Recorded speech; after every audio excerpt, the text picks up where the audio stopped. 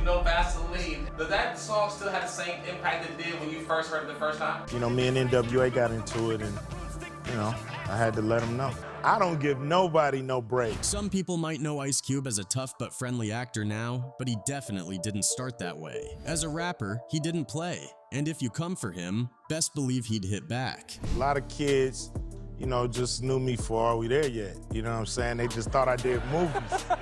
So I see kids now, they be like, they used to come want to shake my hand, now they're, oh. His old crew at the N.W.A. discovered this the hard way after his split from them. Some of you can remember the days of the Ice Cube and N.W.A. beef when the airwave was hot with diss tracks from both parties. For those who don't know, this beef was so hot that it led to Ice's Cube's interviewer being beaten up by an N.W.A. member, Dr. Dre. That's what she get. I hope she get it again. She got beat down. The host of that show did something that she know what she did and got beat down, and I hope it happened again. In one instance, Ice Cube was so cold with it that he even dissed the doc for losing his voice after an accident. I'd like to give a shout out to the DOC. Before he even got into rap, Cube was a different kind of problem. He wasn't throwing gang signs or repping a specific set. He was a thinker, a strategist, a guy who understood power, loyalty, and what it took to survive. December 20th, 1989. That was the day Ice Cube left N.W.A., officially walking away from Ruthless Records and the money he was owed. And unlike the rest, Ice Cube would be the only one to walk away from the group and not owe the label. Cube's exit from N.W.A. marked the beginning of a war that shook the N.W.A. to its core. The other N.W.A. members turned on him, dissed him, and painted him as weak. The problem was that they forgot just who they were dealing with. At just 16, Ice Cube and his friend Sir Jinx formed the rap duo CIA. They performed at local nightclubs and parties in LA, which led to a life-changing meeting with Dr. Dre. Yeah, this is my first group. Criminals in Action, that's what CIA stood for. You got Sir Jinx, then you got my man KD, produced by Dr. Dre. Back then, Dr. Dre was working with the world-class Wreckin' Crew, calling himself the master of mixology. Dre saw potential in Cube and brought him into the studio. Ice Cube helped Dre write Cabbage Patch, while Dre produced Cube's first single, She's a Skag. Well, I was at this party, feeling kinda hardy, so I went to the bar, ordered Coke and Bacardi, yes. The two became an unstoppable force, collaborating regularly at a club called Eve After Dark, just a mile away from Compton. Every time Dre hit the turntables, Ice Cube would take the mic, and the crowd loved it. Through Dre, Ice Cube met Eazy-E, and together with DJ Yella, MC Ren, and Arabian Prince, they formed N.W.A., Ninja's Wit Attitudes, in 1986. At first, Cube wasn't heavily involved. He had nothing to do with their first single, Panic Zone, which leaned more toward electro-pop. But once he started writing for the group, everything changed. Dr. Dre had the beat, Eazy-E had the beat, but Ice Cube, he had the pen. He wasn't just rapping with the N.W.A. He was writing almost every track. Straight Outta Compton, Cube had the pen.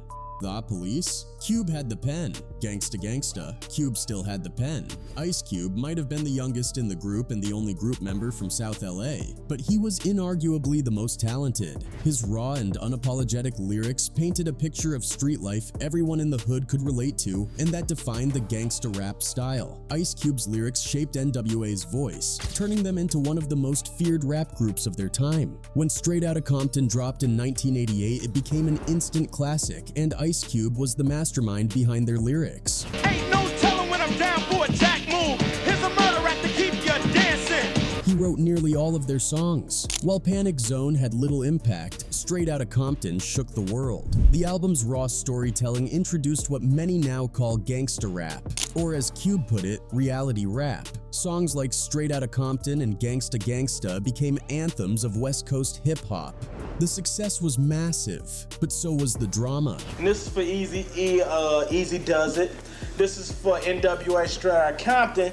But see, when you keep going and sell 1 million, they give you another one. Yeah. It's platinum. Ice Cube quickly realized something. Things were getting shady and he wasn't getting paid fairly. Behind the scenes, the money math wasn't adding up. When Ice Cube requested to see his contract so he could review it, Jerry Heller refused, while N.W.A.'s success skyrocketed because of Ice Cube's alleged pen prowess. When the time came to collect royalties, he was only offered $32,000 from Jerry Heller. The endgame was when Jerry Heller refused to acknowledge Cube's contribution to the group, claiming that Ice Cube wasn't even a part of the N.W.A. in the first place. I was just mad at that dude because he wouldn't give me my contract. You know, I just wanted, let me see it. Let me take it to my people. You know, the normal stuff you do when you get a contract. So Cube did what no one expected. He walked away. You know, I had my mind made up, you know what I mean? And nothing more powerful than a made-up mind. And that's when things got real. N.W.A. realized they weren't just dealing with a young rapper. They were dealing with the man who lived the life they only rapped about. When Ice Cube left N.W.A. and Ruthless Records, it wasn't just a simple departure, it was a knockout blow to the group's creativity, future, and structure. Ice Cube's exit exposed the fractured relationship and financial corruption in the group that ultimately led to a huge role in N.W.A.'s downfall. For a start, Ice Cube proved dangerous when he went on to sue Heller for his rightful share of the N.W.A. profit. However, the case was settled out of court for an undisclosed amount. What was his first move when he left N.W.A.? He called Dr. Dre to discuss possible collaboration. At that time, there was no animosity between them. Dre was open to producing Cube's solo album. But before anything could happen, Heller shut down any proposed collaboration between Ice Cube and any member of the N.W.A. group. With this move, Cube was isolated and his fame was bleak for a while. That was until he came into contact with Chuck D, who advised him to focus solo on his career. Chuck D. But I was just getting on the phone hollering at him about, you know, just the situation and trying to get his advice, you know what I mean, on the situation.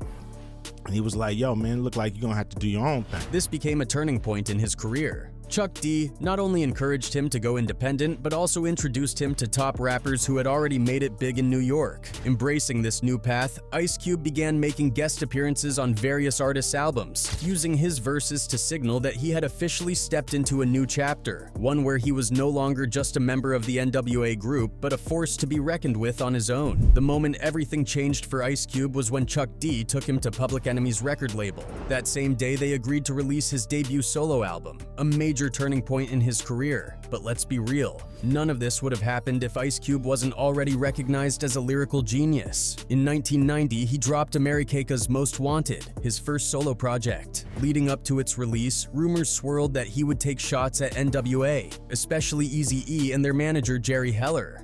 But when the album finally dropped, Ice Cube surprised everyone by avoiding any direct disses. Looking back, he explained that he was still friends with most of the group and wanted to establish himself as a solo artist on his own merit. Ice Cube got the 411. All the old school house fellas on crook. Despite lacking the drama some expected, America's Most Wanted was a massive success, certified gold in just 3 weeks and platinum within the same year. Although Ice Cube had chosen not to diss N.W.A., the group wasn't ready to let things slide. On their second album, 100 Miles and Runnin', they threw subliminal shots at him, implying he couldn't handle the heat of being in the group and left. They even doubled down in a music video, where a character resembling Ice Cube was freed from jail while the rest of N.W.A. stayed locked up, a clear jab at his so-called betrayal. We started with 5, but yo, what couldn't take it? So now it's 4, cause the 5th couldn't make it. The numbers eat. Ice Cube didn't take the shots lightly. Though he had initially avoided conflict, he began speaking out in interviews, calling out his former crew.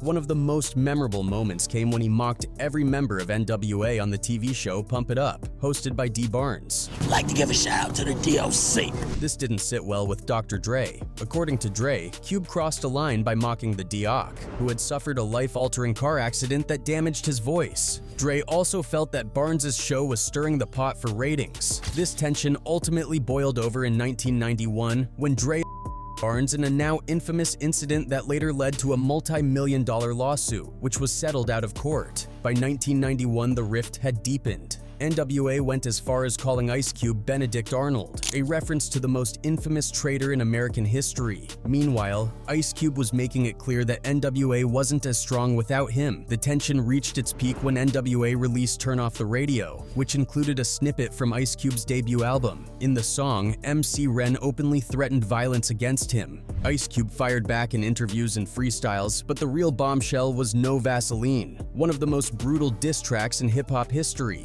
He tore apart every member of N.W.A., calling out their weaknesses, their reliance on Jerry Heller, and their inability to thrive without him. The track was so scathing that even Death Row Records, despite being rivals with Ice Cube's label, acknowledged its impact. No Vaseline is the best diss record, period.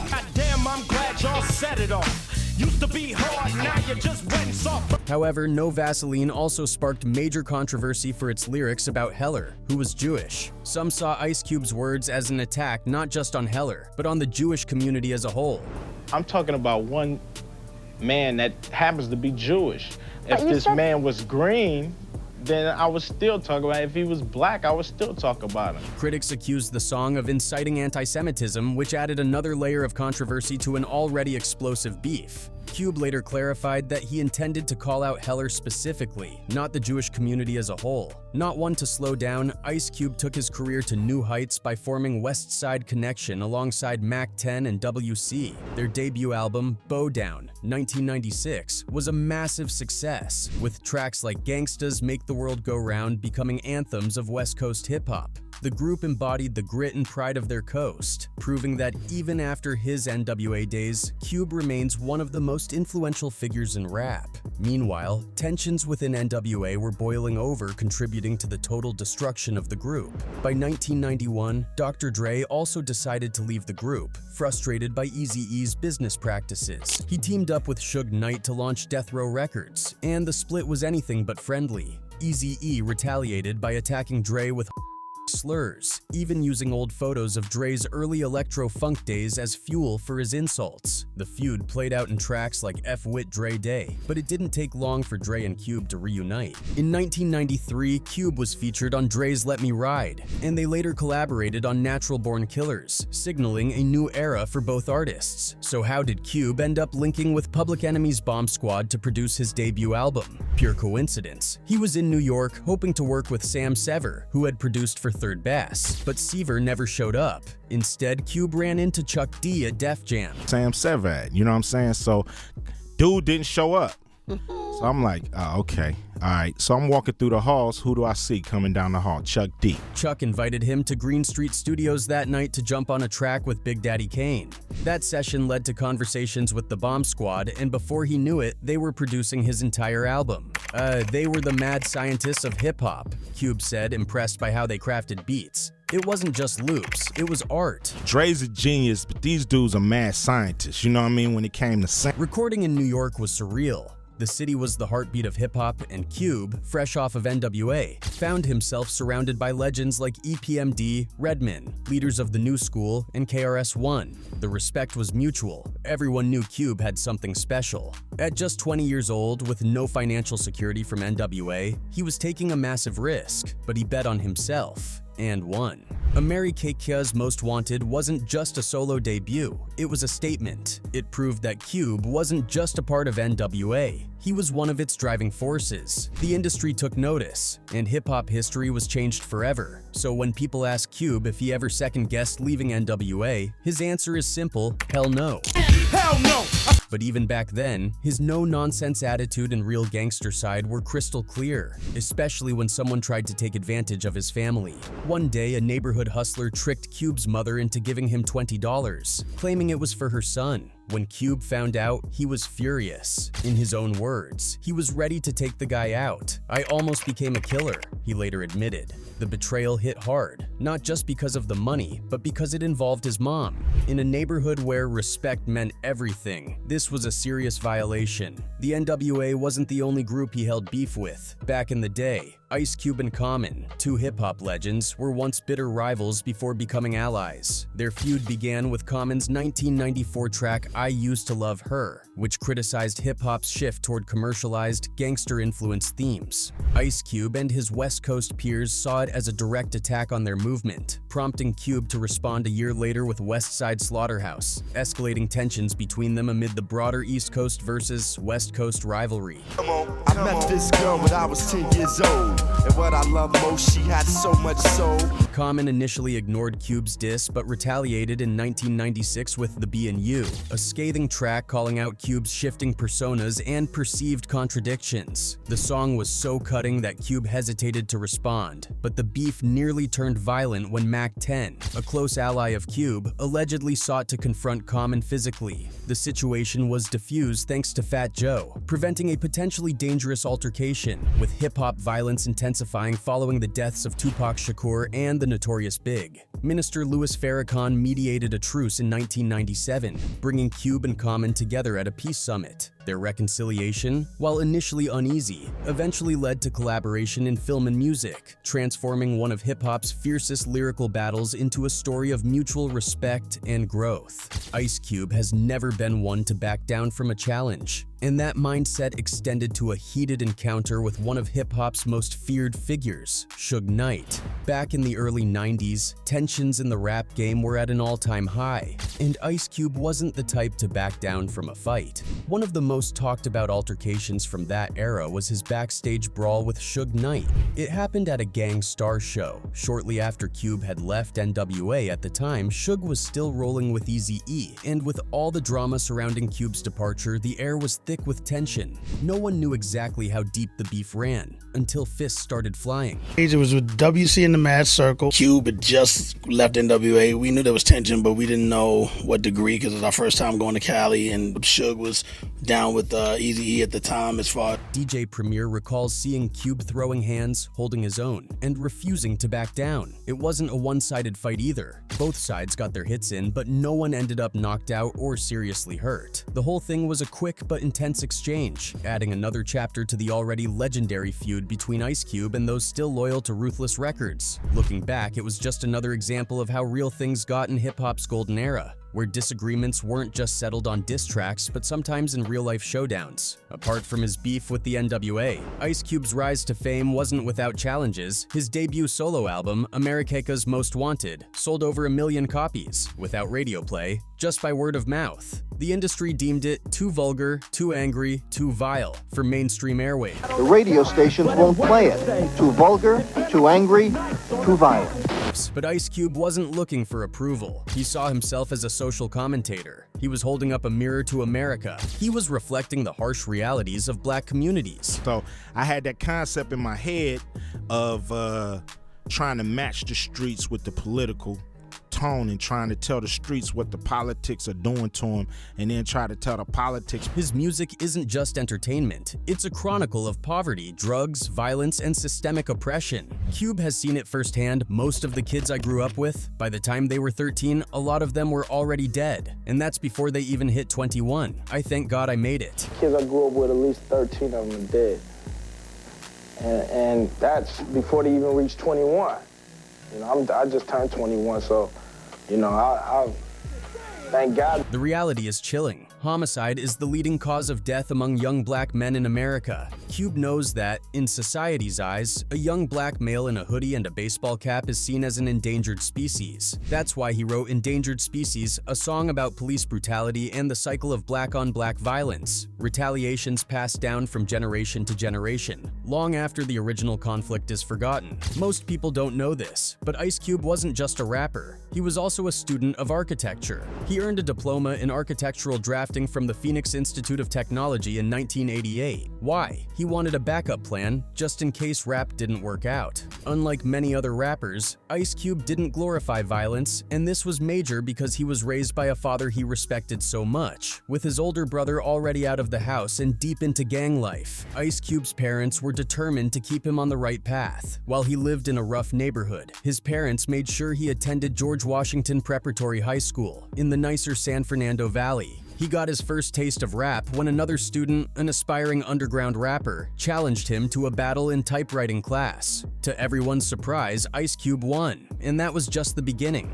From revolutionizing hip-hop with N.W.A. to building a career that spans music, film, and business, Ice Cube remains a dominant force in entertainment. His journey is a testament to standing firm in one's worth, fighting for creative control, and evolving beyond limitations. His legacy is one of resilience, independence, and fearless expression, an inspiration for artists and entrepreneurs alike.